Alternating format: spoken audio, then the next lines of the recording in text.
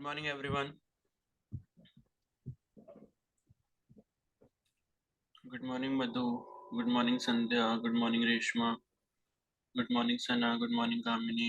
Good morning, Kashish. Good morning, Ajay. Good morning, Uttishna. Good morning, Shivani. करी हुई ना हैं Good morning, Sakshi. मैंने करी हुई ना जो मैसेज कर लेती हूँ नीचे बोल लो। श्वेता जरा म्यूट कर लो और नींद से उठ जाओ। भाई सोते सोते भी क्लास चलती है क्या?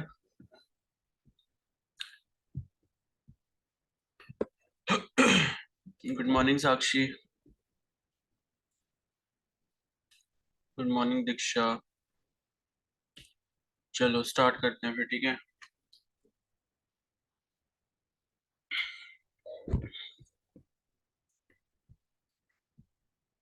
Good morning Tanu. Good morning Nandita.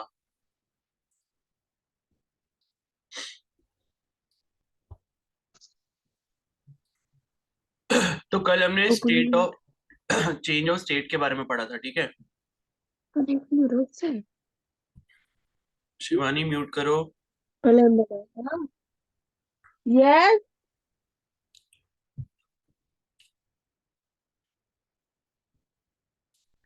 तो कल जो है हमने चेंज ऑफ स्टेट के बारे में पढ़ा था, ठीक है। आइस, वाटर और फिर वेपर्स के बारे में। तो ग्राफ मैंने कल आपको एक्सप्लेन किया था, ये वाला ग्राफ था। तो मैंने आपको बताया था कि आइस जो है, जब तक सारी की सारी आइस मेल्ट नहीं हो जाएगी तब तक उसका जो टेम्परेचर रहेगा, कंटेनर में जो आपने आइस डाली है उसमें वाटर भी बन चुका है, लेकिन ओवरऑल वाटर प्लस आइस का जो टेम्परेचर रहेगा जब तक पूरी आइस मेल्ट नहीं होती तब तक वो 0 डिग्री सेल्सियस रहेगा।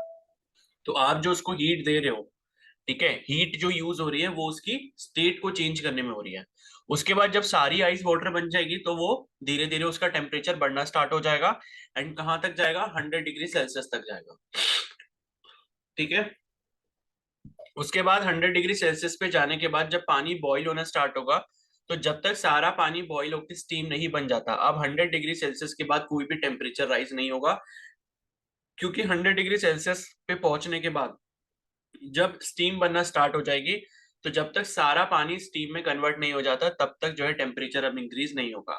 और उसके बाद जब सारा पानी स्टीम में कन्वर्ट हो जाएगा फिर उसका टेम्परेचर धीरे धीरे बढ़ेगा, जिसे हम सुपर हीटेड स्टीम भी कहते हैं, ठीक है। तो इतनी चीजें हमने देखी थी और रीजेलेशन देखा था, ठीक है। रीजेलेशन किस में देखा था हमने, ये आइस वाले फिनोमिना में। आइस के ऊपर से हमने क्या डाली थी, एक मेटेलिक वायर डाली थी। और स्केट्स वाला भी एग्जांपल हमने पढ़ा था, ठीक है।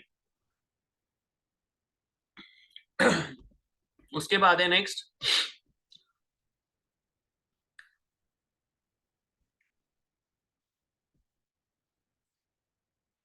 ठीक है। उसके बाद है take a round bottom flask more than half filled with water. तो अब हमने क्या लिया है, राउंड बॉटम फ्लास्क लिया है, ठीक है। एक फ्लास्क लिया है, उसमें क्या है, पानी है। और पानी के आधे से ज्यादा उसमें भरा हुआ है, ठीक है। तो keep it over a burner and fix a thermometer and steam outlet through the cork of the flask.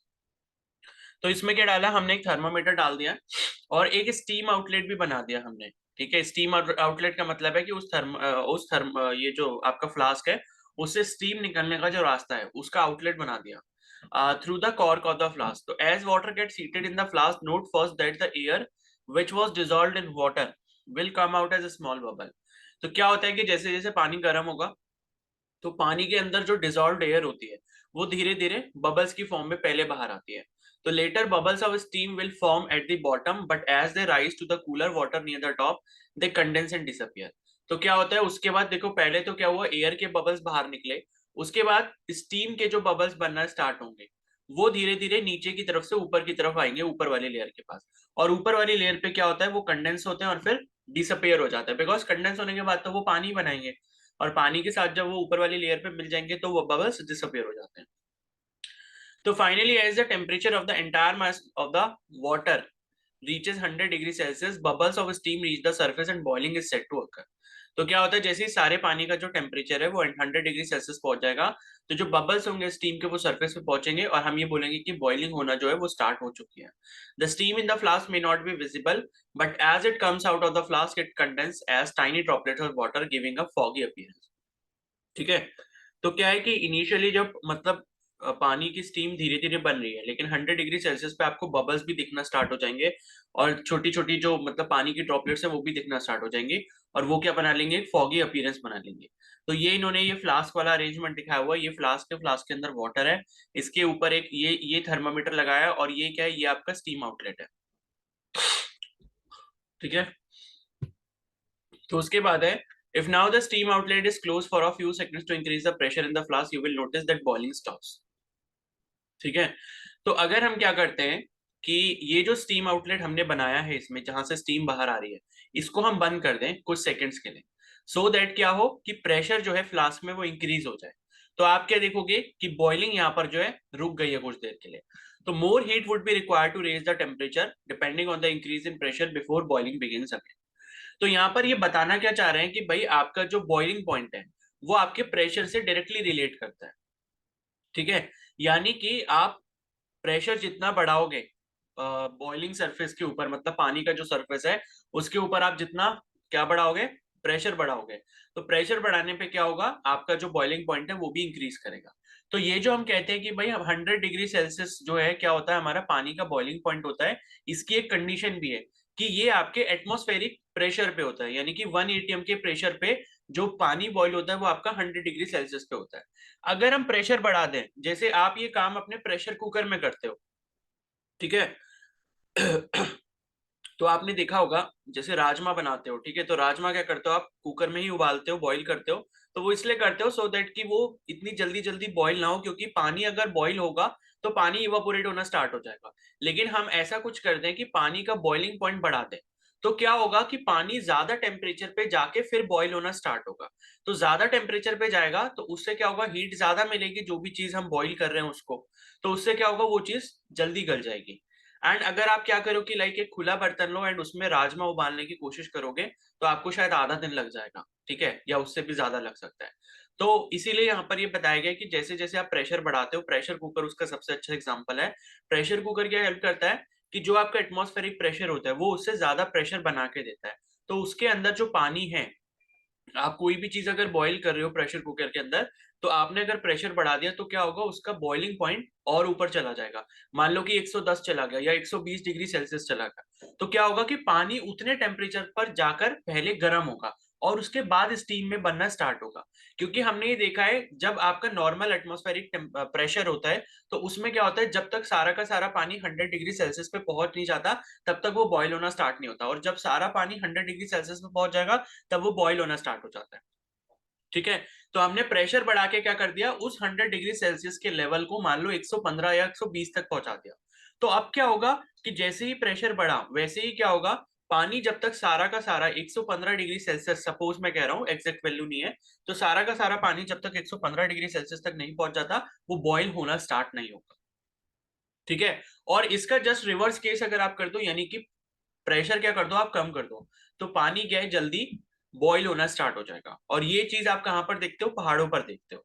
तो जहां ऊंचाई वाले इलाके होते हैं, ठीक है, जैसे जैसे आप हाइट पर जाते रहते हो, जैसे जैसे आप हिल्स पर जाते हो, तो वहां पे एटमॉस्फेरिक प्रेशर कम होता रहता है। एंड एटमॉस्फेरिक प्रेशर कम होने की वजह से पानी का जो बॉइलिंग पॉइंट है वो जल्दी आ जाता है। तो ऐसा हो सकता है कि पानी, अगर मान लो आप लद्दाख जा रहे हो, ठीक है, तो लद्दाख में आपने प्रेशर कुकर लिया, मतलब प्रेशर कुकर नहीं, वो फ्लास्क लिया, एंड उसमें पानी को आप बॉईल कर रहे हो, एंड वहां पे क्या होगा, एटमॉस्फेरिक प्रेशर यहाँ प्लेन्स के मुकाबले क्या होगा, काफी कम होगा।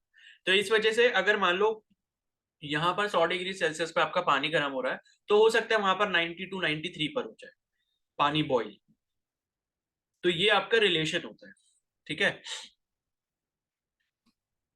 तो ये लिखा है कि जैसे आपने यहाँ पर क्या हुआ, प्रेशर बढ़ाया तो बॉइलिंग क्या हो जाएगी, रुक जाएगी कुछ टाइम के लिए।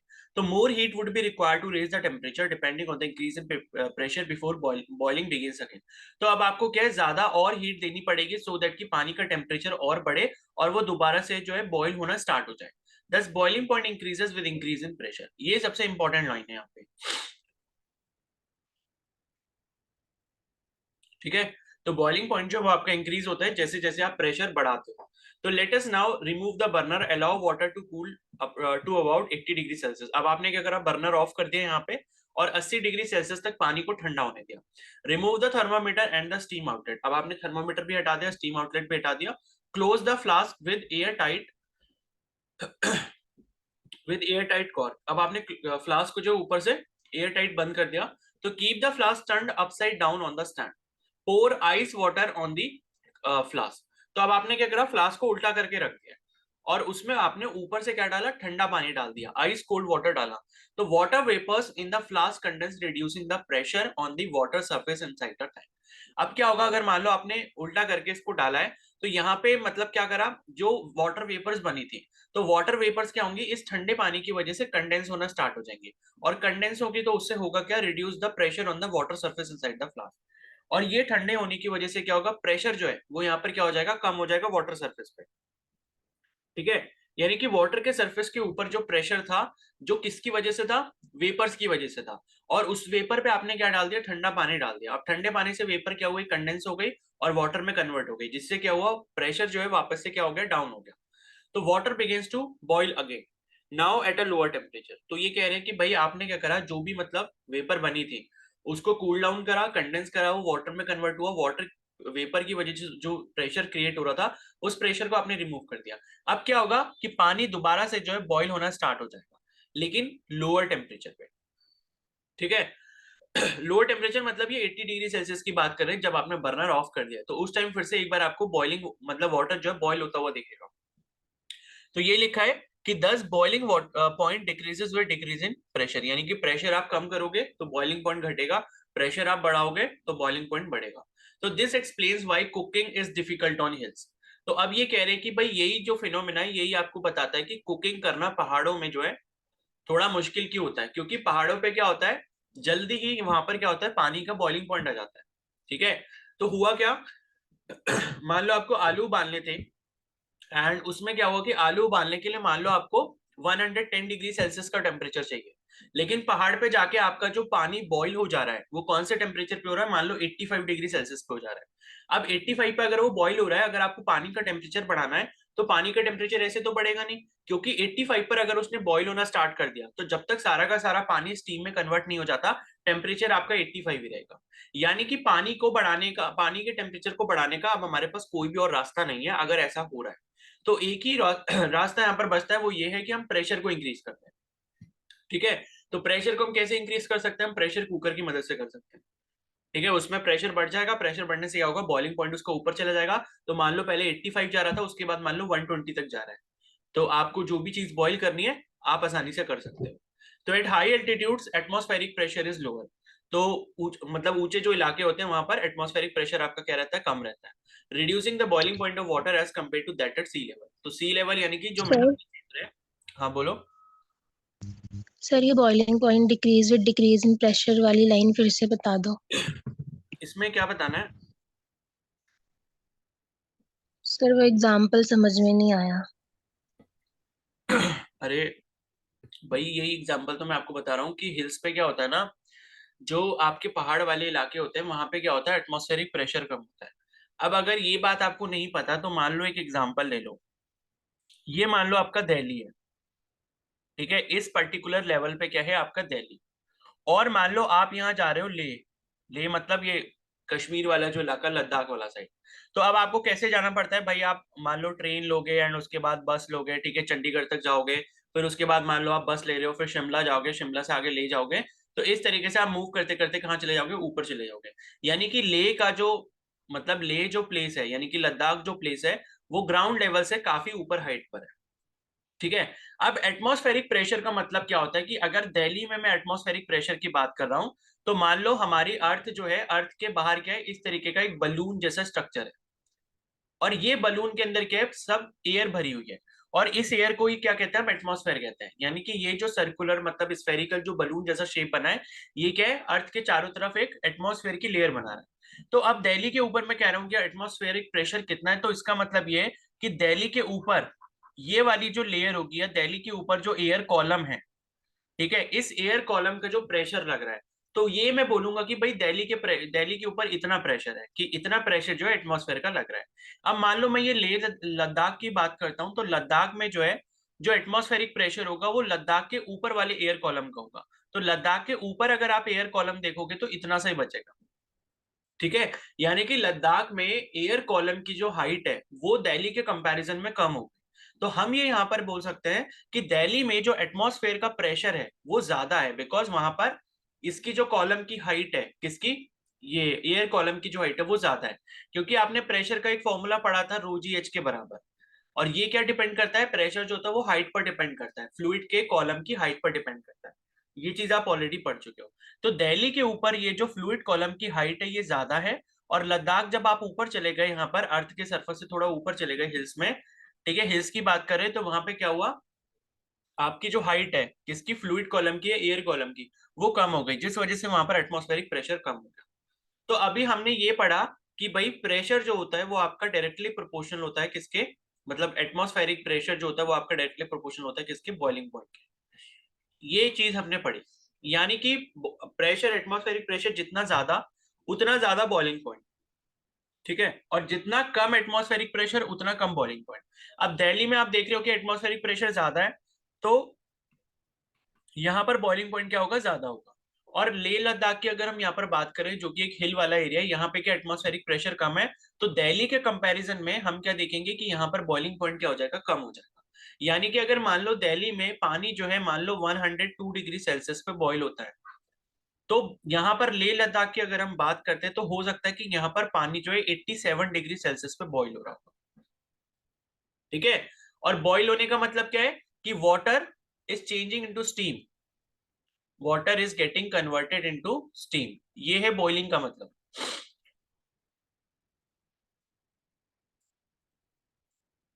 ठीक है, तो ये होता है मतलब हाइट के साथ।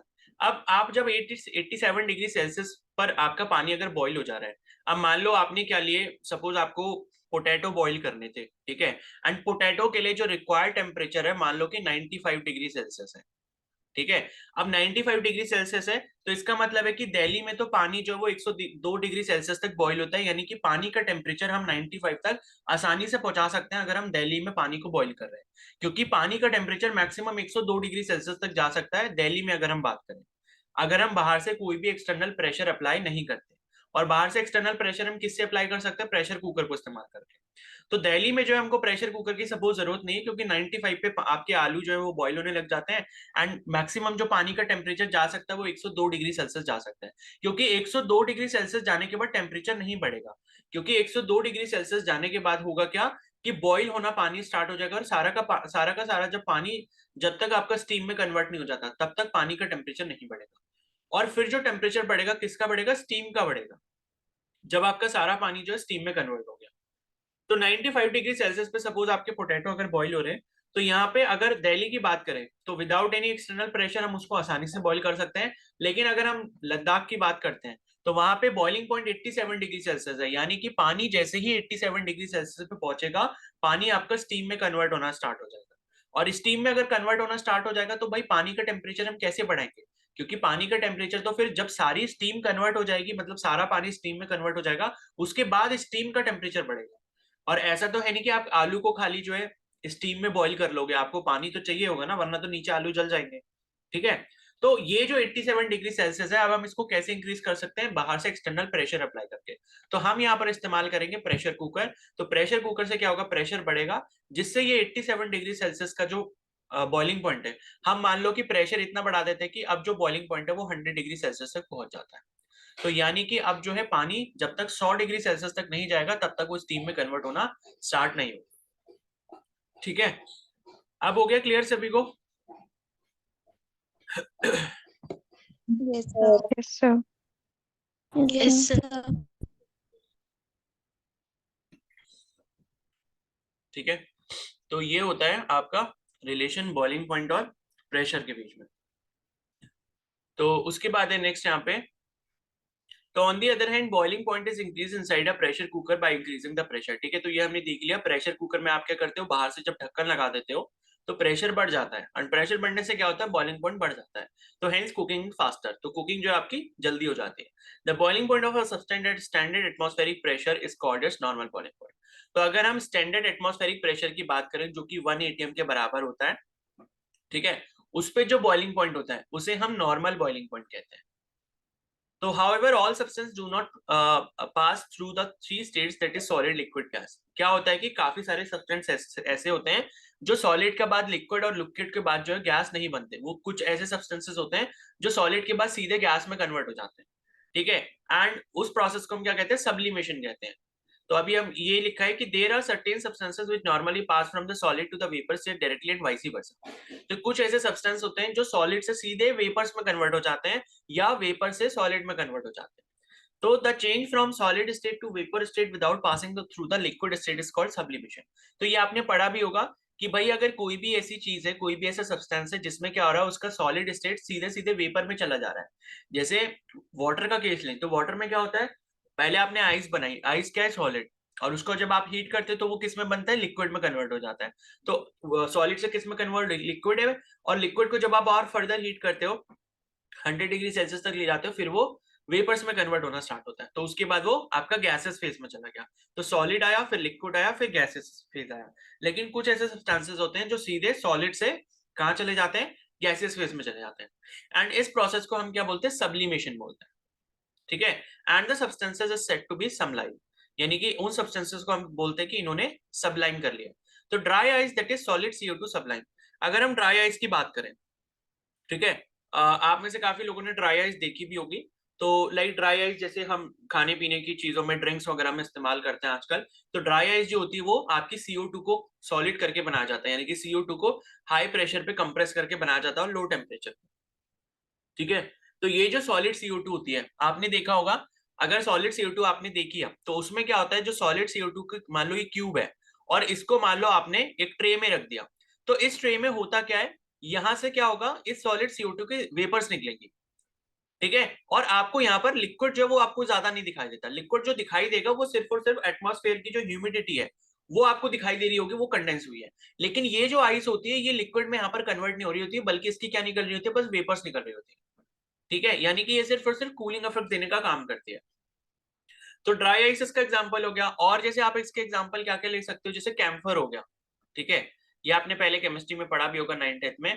तो कैम्फर क्या होता है, कपूर. तो कपूर जो होता है वो लाइक आप खुला रख दो कहीं पर भी, तो कुछ दिन में धीरे धीरे क्या हो जाता है, वो सब्लाइम हो जाता है. ठीक है. धीरे धीरे वो आपका गायब हो जाएगा, आपको पता भी नहीं चलेगा. और तीसरा यहाँ पर एक एग्जाम्पल है नैफ्थलीन बॉल्स. ठीक है. नैफ्थलीन बॉल्स जो आप कहते हो, जो व्हाइट कलर की जो बॉल्स आती हैं, ठीक है, जिसको आप क्या करते हो, आप अपनी कबर्ड्स वगैरह में डाल के रखते हो सो दैट कि कीड़े वगैरह कुछ ऐसी चीजें ना आए. ठीक है. तो वो नैफ्थलीन बॉल्स भी आप देखोगे कुछ टाइम बाद क्या होती है, धीरे धीरे श्रिंक होने लग जाती है और कुछ टाइम बाद फिर वो गायब हो जाती है. तो वो क्या होता है, सॉलिड स्टेट से सीधे गैसेस स्टेट में चेंज हो रही होती है. तो इसी प्रोसेस को हम क्या कहते हैं, सब्लिमेशन कहते हैं. ठीक है. और आई थिंक इसका एग्जाम्पल एक अमोनिया भी होता है. ठीक है. तो देख लेना, केमिस्ट्री में भी लिखा होगा, उसको पढ़ लेंगे. तो ये प्रोसेस होता है आपका सब्लिमेशन. ओके. तो during the sublimation process both the solid and vapour states of a substance coexist in thermal equilibrium. तो यहाँ पर क्या होता है कि सॉलिड और जो वेपर स्टेट होती है वो आपकी कोएग्जिस्ट करती है, एक साथ करती हैं. यानी कि कुछ पार्ट जो है आपका सॉलिड किस में कन्वर्ट हो चुका होगा, आपका गैस में कन्वर्ट हो चुका होगा. और उसके बाद क्या होता है, कुछ गैसेस के पार्टिकल्स डायरेक्टली सॉलिड में कन्वर्ट हो रहे होते हैं. तो इस तरीके से किस में रहते हैं, थर्मल इक्विलिब्रियम में रहते हैं. ओके. अब नेक्स्ट टॉपिक हमारा आता है लेटेंट हीट. तो लेटेंट हीट के बारे में कल मैंने आपको बताया था कि लेटेंट हीट क्या होती है, कि जो हीट क्या कर रही होती है, आपके सब्सटेंस के फेस को चेंज करने में हेल्प कर रही होती है. जैसे हम क्या कर रहे हैं कि आइस को अगर हीट कर रहे हैं, तो आइस को हीट करने पे क्या होता है, टेम्परेचर उसका राइज नहीं होता, बल्कि आइस आपका वाटर में कन्वर्ट हो रहा होता है. तो जब तक सारा का सारा आइस आपका वाटर में कन्वर्ट नहीं हो जाता, तब तक उसका टेम्परेचर 0 डिग्री सेल्सियस रहेगा. ये जितना भी है उतना ही रहेगा, या -1 है तो -1 रहेगा, -2 रहेगा. टेम्परेचर इंक्रीमेंट नहीं होता. टेम्परेचर इंक्रीमेंट कब होता है, जब सारा का सारा आपका जो सॉलिड आइस है वो वाटर में कन्वर्ट हो चुका है. तब वाटर का धीरे धीरे फिर टेम्परेचर इंक्रीज होना स्टार्ट होता है. तो उस प्रोसेस में जो हीट यहाँ पर इस्तेमाल होती है उसे हम क्या कहते हैं, लेटेंट हीट कहते हैं. ठीक है. तो in section 10.8 we have learned that certain amount of heat energy is transferred between a substance and its surroundings when it undergoes a change of state. ठीक है. The amount of heat per unit mass transferred during the change of state of substance is called latent heat of substance for the process. तो जो amount of heat किस में लगता है, per unit mass में लगता है, यानी कि 1 kg की बात अगर आप कर लो, transfer during the change of state of the substance is called latent heat. यानी कि किसी भी सब्सटेंस की स्टेट को अगर आपने चेंज करना है तो उसके लिए जो पर यूनिट मास के लिए जो हीट यहाँ पर लगती है उसी को हम क्या कहते हैं, लेटेंट हीट कहते हैं। तो ये देखो, ये ऊपर मैंने आपको ग्राफ में भी बताया था, ठीक है, ये मैंने आपको ग्राफ में कल बताया था कि लेटेंट हीट क्या होती है। तो यहाँ मैं इसको दोबारा बता देता हूँ।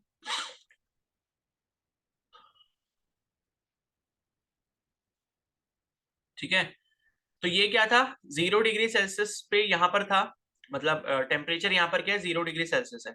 और जब आप यहाँ पर क्या कर रहे हो, आइस को हीट कर रहे हो, तो आइस का टेम्परेचर नहीं बढ़ रहा। ठीक है, आइस यहाँ तक जाके क्या बन जाता है, सारा का सारा ऑल वाटर बन जाता है। तो इस टाइम पे जब आपने आइस को हीट करा और उसका टेम्परेचर 0 ही रहा, मतलब फिक्स रहा और इंक्रीज नहीं हुआ, तो जो यहाँ पर हीट का इस्तेमाल होता है उसी हीट को हम क्या कहते हैं, लेटेंट हीट कहते हैं। ठीक है, और जब सारा का सारा आइस जो है वाटर में कन्वर्ट हो जाएगा, फिर वाटर का टेम्परेचर धीरे धीरे यहाँ पर बढ़ना स्टार्ट होगा। तो यहाँ से जो है वाटर का टेम्परेचर धीरे धीरे बढ़ता है, और यहाँ पर जो टेम्परेचर बढ़ाने में हीट इस्तेमाल होती है, उस हीटिंग को हम क्या कहते हैं, सेंसिबल हीट कहते हैं। ठीक है, तो ये चीज मैंने आपको बताई थी। तो स्टेट को चेंज करने में जो हीट लगेगी उसे लेटेंट हीट, टेम्परेचर को बढ़ाने में जो हीट लगेगी वो सेंसिबल हीट। ठीक है, तो इसके बाद है, for example if heat is added to given quantity of ice at -10 degree Celsius. मान लो कि यहाँ पर हम क्या ले रहे हैं, एक मतलब आइस ले रहे हैं, आइस का सैंपल जो कि -10 डिग्री सेल्सियस पे है, और उसको हमने क्या करा, हीट करा। The temperature of ice increases until it reaches it's melting point 0 degree Celsius. तो क्या होगा, इसका टेम्परेचर क्या होगा, 0 डिग्री सेल्सियस तक बढ़ेगा, और 0 डिग्री सेल्सियस पे जाके क्या हो जाएगा, फिक्स हो जाएगा। ठीक है, यानी कि कितना भी नेगेटिव टेम्परेचर हो वो 0 डिग्री सेल्सियस तक जाएगा पहले, क्योंकि 0 डिग्री सेल्सियस पे क्या होती है, मेल्टिंग स्टार्ट हो जाती है, मेल्टिंग पॉइंट आ जाता है। ठीक है, तो at this temperature the addition of more heat does not increase the temperature but causes the ice to melt और चेंजेस इट्स स्टेट। तो इस टेम्परेचर पे आने के बाद, कौन से 0 डिग्री सेल्सियस पे आने के बाद क्या है, अगर आप ज्यादा और हीट ऐड करते भी हो तो वो क्या है, टेम्परेचर यहाँ पर नहीं बढ़ाता है उसका। तो जो आपका सैंपल है उसका टेम्परेचर नहीं बढ़ता, बल्कि क्या होता है, आइस आपकी मेल्ट हो जाती है और सॉलिड से लिक्विड में कन्वर्ट हो जाती है। तो once the entire ice melts adding more heat will cause the temperature of the water to rise. जब सारी की सारी आइस जो है मेल्ट हो जाएगी, तब जब आप ज्यादा उसको हीट करोगे और, तो क्या होगा, उसका टेम्परेचर बढ़ना स्टार्ट हो जाएगा। तो a similar situation occurs during liquid gas exchange of state at the boiling point. तो ये सेम वही कह रहे हैं कि मान लो जब आपका क्या है, एक बार स्टीम बनना स्टार्ट हो जाता है 100 डिग्री सेल्सियस पे, तो 100 डिग्री सेल्सियस पे पहुंचने के बाद जब तक सारा का सारा पानी स्टीम में कन्वर्ट नहीं हो जाता, तब तक क्या है, तब तक वापस से क्या होगा, आपका टेम्परेचर नहीं बढ़ेगा। ठीक है,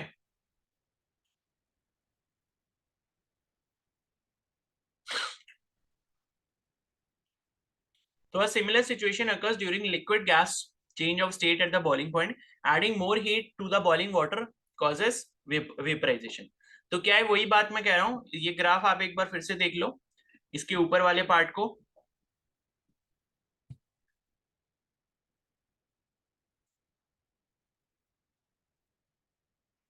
ठीक है, तो ये जो आप ग्राफ देख रहे हो, इस ग्राफ में लाइक यहाँ तक आप पहुंच गए, यहाँ पर टेम्परेचर कितना है, 100 डिग्री सेल्सियस। तो अब क्या हुआ, जब पानी आपका आइस से सारा पानी मेल्ट होके बन चुका था, तो धीरे धीरे उसका 0 से टेम्परेचर कहाँ चला गया, 100 डिग्री सेल्सियस चला गया। और 100 डिग्री सेल्सियस मान लो क्या है, इसका क्या है, बॉइलिंग पॉइंट है। तो अब क्या होगा, सारा का सारा पानी धीरे धीरे क्या होगा, स्टीम में कन्वर्ट होना स्टार्ट हो जाएगा। तो इस पर्टिकुलर पॉइंट से और इस पर्टिकुलर पॉइंट तक आपका क्या हो रहा है, पानी जो है वो आपका स्टीम में चेंज हो रहा है। तो वाटर टू स्टीम यहाँ पर हो रहा है। ठीक है, और ये जो प्रोसेस रहेगा, जब तक आपका सारा का सारा पानी यहाँ पर स्टीम में कन्वर्ट नहीं हो जाता, तब तक फिर से क्या है, आपका टेम्परेचर जो है वो कांस्टेंट रहेगा, जो कि 100 डिग्री सेल्सियस है। और उसके बाद जब सारी आपकी स्टीम बन चुकी है, फिर स्टीम का जो टेम्परेचर है धीरे धीरे राइज होगा। ठीक है, एंड यहाँ पर जो ये राइज हो रहा होता है, इसे हम क्या कहते हैं, सुपर हीटेड स्टीम कहते हैं। ठीक है, सुपर हीटेड स्टीम, ये आपके में दिया नहीं, ये मतलब हायर क्लासेस की बात है, ये सुपर हीटेड स्टीम होता है। ठीक है, तो यही जो है, मतलब कि आपने ये यहाँ पर भी जो हीट को इस्तेमाल किया, ये भी कौन सी हीट हो गई, लेटेंट हीट। क्योंकि यहाँ पर क्या, आपका सारा जो लिक्विड है वो गैस में चेंज हो रहा है या वेपर्स में चेंज हो रहा है, यानी कि फेज चेंज हो रहा है या स्टेट चेंज हो रही है। तो जहां पर भी चेंज ऑफ स्टेट होगा, वहां पे जब आप हीट दोगे, उस हीट को लेटेंट हीट कहेंगे, और जहां पे टेम्परेचर इंक्रीज होगा उसे हम सेंसिबल हीट कहेंगे। ठीक है, तो ये हो गया। एंड उसके बाद adding more heat to boiling water causes vaporisation without increasing temperature. तो हीट आप ऐड करते रहोगे तो पानी जो बॉइल हो रहा है वो आपका वेपर्स में कन्वर्ट हो जाएगा, लेकिन उसका टेम्परेचर जो है तब तक नहीं बढ़ेगा जब तक सारा का सारा पानी जो है वो स्टीम में कन्वर्ट नहीं हो जाता। तो ये लिखा है temperature of change of state and latent heat for various substances at 1 atmospheric pressure. तो 1 एटमॉस्फेरिक प्रेशर पे जो है ये आपको टेबल बना के दिया है कि इनका मेल्टिंग पॉइंट कितना होता है और इनकी लेटेंट हीट कितनी है। ठीक है, तो सबसे पहले हम यहाँ पर अगर वाटर की बात करें तो वाटर का मेल्टिंग पॉइंट कितना है, 0 डिग्री सेल्सियस है, और यहाँ पर जो लेटेंट हीट है वो 3.33 इंटू 10⁵ जूल है, क्योंकि ऊपर देखो यहाँ पर क्या लिखा है, 10⁵ लिखा है ये। ठीक है, ये 10⁵ है, मतलब इनके आगे 10⁵ भी मल्टीप्लाई है, और जूल में है, ये जूल पर केजी। तो आप देख सकते हो वाटर की शायद यहाँ पर इन सब में आपको थोड़ी मतलब ज्यादा दिख रही है, और बाकी तो फिर आपकी ये बॉइलिंग पॉइंट लिखे आगे, तो वाटर की जो है मतलब लेटेंट हीट आपकी ज्यादा है। और उसी के बाद यहाँ पर जैसे वाटर का बॉइलिंग पॉइंट लिखा है 100 डिग्री सेल्सियस। ठीक है, और ये वाली कौन सी हीट लिखी है, ये पता नहीं कौन सी लिखी है, चलो इसको देख लेंगे। तो ये आपकी हो गई लेटेंट हीट। और उसी तरीके से एथेनॉल का मेल्टिंग पॉइंट आपको दिया -114 डिग्री सेल्सियस। गोल्ड का आप देख सकते हो काफी ज्यादा है, क्योंकि गोल्ड क्या मेटल है, तो गोल्ड का मेल्टिंग पॉइंट काफी ज्यादा रहता है 1063 डिग्री सेल्सियस, और इसकी जो लेटेंट हीट है वो इतनी है। ठीक है, तो बस ये टेबल आपको ऊपर ऊपर से देखनी है, ये याद वाद नहीं करनी होती। तो ये आपको जो है चेंज ऑफ स्टेट और उनकी लेटेंट हीट दी है। और उसके बाद नेक्स्ट है यहाँ पे, the heat required during a change of state depends upon the heat of transformation and the mass of the substance undergoing a change of state. Thus, if mass m of a substance undergoes a change from one state to other, then the quantity of heat required is given by Q equal to ml. ठीक है, यानी कि अगर हम latent heat यहाँ पर निकालना चाहते हैं तो Q इक्वल टू ml जो है हम एक्सप्रेशन यूज करेंगे। Q क्या है, Q का मतलब होता है जितनी हीट हमने दी है, M का मतलब क्या है कि जितना हमारा मास है सब्सटेंस का, और L का मतलब क्या है कि जितनी उसकी लेटेंट हीट है। ठीक है,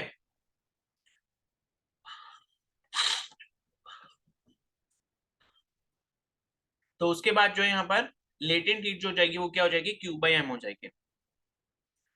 तो where L is known as the latent heat. ठीक है, L को हम क्या कहते हैं, लेटेंट हीट कहते हैं, and is a characteristics of the substance. और ये क्या होती है, सब्सटेंस के कैरेक्टरिस्टिक होता है, मतलब कि वाटर का अलग होगा, गोल्ड का अलग होगा, मतलब सब्सटेंस टू सब्सटेंस क्या होगा, डिफर करेगा। ठीक है, और उसके बाद है इसकी जो यूनिट हो गई, ऐसा यूनिट क्या है, जूल पर केजी है लेटेंट हीट की। The value of L also depends on the pressure. तो एल की जो वैल्यू वो किस पर डिपेंड करती है, प्रेशर की, क्योंकि अभी जो आपने ऊपर टेबल देखी उस टेबल में भी आपको प्रेशर स्पेसिफाई किया था कि ये जो वैल्यूज हैं वो कितने प्रेशर पे है, 1 एटमॉस्फेरिक प्रेशर पे है। So its value is usually quoted at standard atmospheric pressure. The latent heat for a solid liquid state change is called latent heat of fusion. तो यहाँ पर एक और टर्म आपको ध्यान रखना है कि जो मतलब आपका जब सॉलिड से लिक्विड में चेंज हो रहा है, यानी कि मान लो आइस है, आइस जब तक आपका सारा पानी नहीं बन जाता उसमें जो हीट लग रही है जिसे हम लेटेंट हीट कह रहे हैं, तो जो सॉलिड को लिक्विड में कन्वर्ट करने के टाइम लेटेंट हीट होती है उसे हम लेटेंट हीट ऑफ फ्यूजन कहते हैं। और जो लेटेंट हीट क्या है कि आपका लिक्विड से पूरा वेपर बनाने में हेल्प करती है, उसे हम लेटेंट हीट ऑफ वेपराइजेशन कहते हैं। ठीक है, तो ये टेबल में जो लास्ट वाला आपका कॉलम दिया हुआ है जिसमें ये एलवी करके लिखा है ये, ठीक है, ये एलवी क्या है, लेटेंट हीट ऑफ वेपराइजेशन है। यानी कि पानी की अगर हम यहाँ पर बात करें तो पानी का बॉइलिंग पॉइंट 100 डिग्री सेल्सियस है। तो पानी जब आपका बन जाएगा और बॉईल होना जब एक बार स्टार्ट हो जाएगा, तो वहां पर बॉईल होने के बाद जो पूरी क्वांटिटी आपकी होती है, मान लो 1 kg आपकी क्वांटिटी है, तो उसके लिए आपको 22.6 इंटू 10⁵ जूल इतनी हीट एनर्जी देनी पड़ती है सारा का सारा पानी को स्टीम में कन्वर्ट करने के लिए। तो ये हो गया आपका लेटेंट हीट ऑफ वेपराइजेशन। और ये जो 3.33 है ये क्या है, जो आपका 1 किलो आइस है मान लो, तो 1 किलो आइस को जो है पूरा वाटर में कन्वर्ट करने के लिए जो आप हीट दोगे वो कितनी दोगे, 3.33 इंटू 10⁵ जूल पर केजी दोगे। तो ये हो गई लेटेंट हीट ऑफ फ्यूजन जो सॉलिड को लिक्विड में चेंज करने में हेल्प करती है, और लेटेंट हीट ऑफ वेपराइजेशन जो लिक्विड को वेपर में कन्वर्ट करने के लिए हेल्प करती है। ठीक है, क्या इतना क्लियर हो गया सभी को? Yes sir. Yes sir. अच्छा,